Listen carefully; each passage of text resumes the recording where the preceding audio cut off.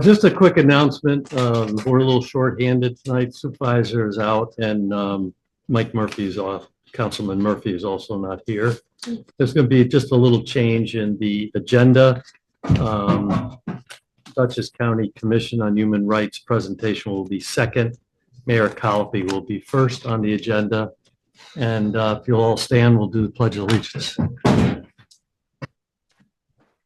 Pledge allegiance to the flag of the United States of America and to the republic for which it stands, one nation, under God, indivisible, with liberty and justice for all. The mayor is on the screen. Mayor Colopy, you got the floor.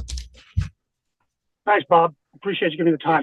First off, I got to say, I want to give a shout out to Joe Spagnola and his highway crew for all the help he's been giving us while I've been the acting highway superintendent. Numerous events, the Owen Stone on Maple Avenue, the sump pump South Millbrook. I really appreciated the support that Joe and his crew provided. So thanks a lot. I want to give you that shout out. Wait till you get the bill. Okay. It's worth it. Okay. All right. So what I want to talk about is the 24/7 ambulance contract that we have currently with NDP. As I reported at a board meeting a few months ago, we had a 5-year contract starting in 2019, but the contract allows us to extend an additional year. So the contract now goes through May 31st of 2025. All right. So it's time to go out for new bids. And there are 3 potential bidders, NDP, Empress, and a company out of Newburgh called Ambulance. And I'm going to go through the process of going out to bid to decide on what the next contract should be. But I sent Gary an email, which I hope he sent to the board members last month, identifying some numbers, which I don't want to go over the numbers today in public since we're going to be going out to bid, but to give the board an idea of what we're talking about. And basically, we're looking at possibly a 50% increase in the annual cost of 24/7 ambulance service. All right, which by the way is not as bad as the other municipalities within the county are experiencing, but anyway, that be made what it is. So what I'm proposing, especially as you guys are about to start your budget process for the next fiscal year, is that we continue with what we agreed to with my budget, which was I documented in March that the town would pay $655,000 split between February and March to cover the expected cost of fire and rescue service through our fiscal year, and that we would renegotiate a contract with another ambulance provider, hopefully NDP, starting June 1st at the higher rate, in which case I need the town to be committed to provide to the village the additional costs for the remaining 7 months of your fiscal year, June 1st through December 31st. And what I recommended in that email was that starting June 1st, the town pay on a monthly basis every first of the month, 1/7 of what their portion is, what your portion is of the increased cost of the NDP contract. And I want to just ask the board if they have any questions about that or disagreements with that before we embark upon renegotiating a new contract. So the next contract runs until when again? It would go from June 1st of 2025 through May 31st of 2026. And hopefully we can get a multi-year contract like we did last time. And they proposed a 3-year contract with the possibility of an extension to 4 is what we're talking about. So we have until 2026 then to see any increase in cost, correct? No. The current contract expires May 31st of 2025. Okay, so did we say that there was for NDP, didn't we say that we have another year that we could did I miss Okay, it was a 5-year contract we signed in June of 2019, which expired in May of this year, 2024, but we had a 1-year extension ability in the contract, which we took. Which so, again ends when? May of 25. 25. Okay, I think yeah. you said a little while ago. That's right. So, okay, got it. Tim, right. do you have any idea of where the county stands on I think the county is looking at a countywide service. Yeah, actually, Supervisor Serino is going to come to the next mayor supervisors meeting in October to describe the latest status of that. But I'm not anticipating a solution from the county for years, to tell you the truth. My Okay. Perspective. No, you don't think there's a possibility the county, because we don't want to sign a contract if the county says they might have something forthcoming. I'm pretty sure that's not going to happen. We can actually put something in the contract that states that if the county were able to take over, Right. 24/7 ambulance, we could. Good idea. And actually, the current contract has the option for either party to get out of the contract with 90 days advance notice. Oh, So I'll okay. just make sure that's still in the new contract. Okay. But to tell you the truth, Bob, I just don't think the county's going to Yeah. be ready for years. So So basically you're saying that it looks like a 50% increase. And what would that take us to? That would take us to, from our current budget is $425,000 for this fiscal year. We're talking in terms of the village's fiscal year, which goes from June 1st of 2024 to May 31st of 2025. That's currently $425,000, and that is what you're paying. That's part of you're paying in February, March of 2025. That's part of the $655,000 that you're paying for fire and rescue. All right. right. I'm sorry, so Tim, and then there'll be another additional 7 months.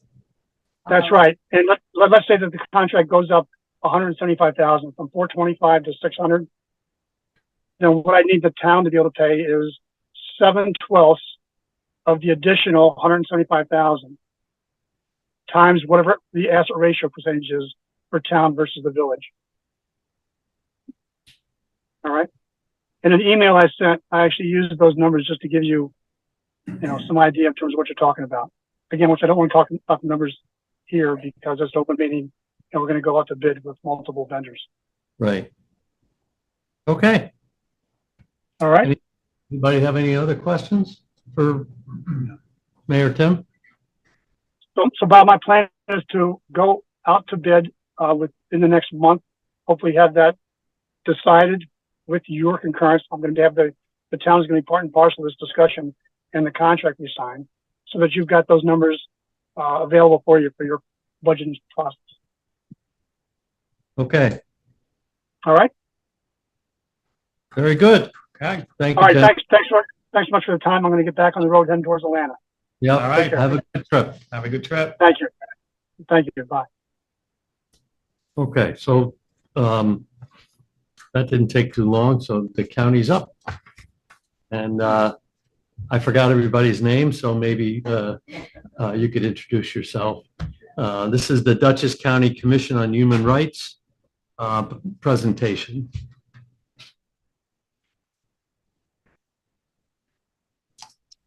So good evening. That's going to reverberate.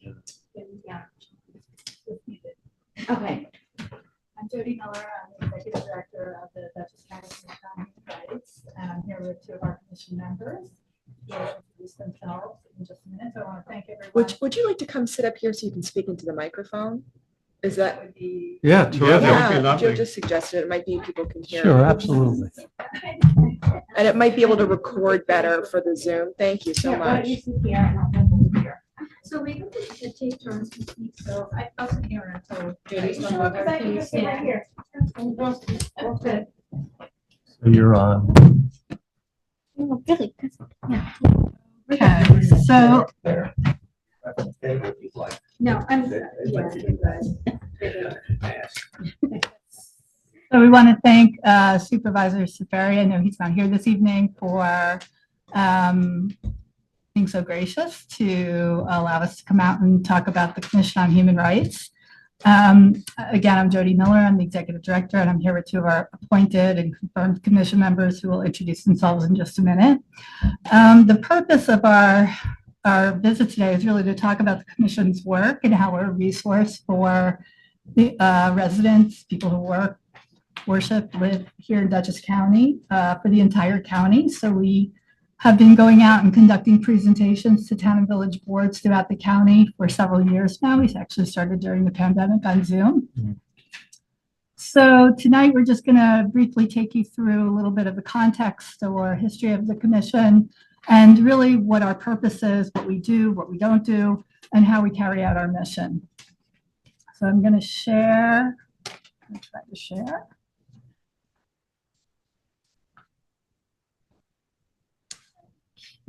Let's see, where it's sharing. Just need to share this presentation, if possible. Oh, I don't think we have sharing capabilities. If the host would just allow us to share. Okay.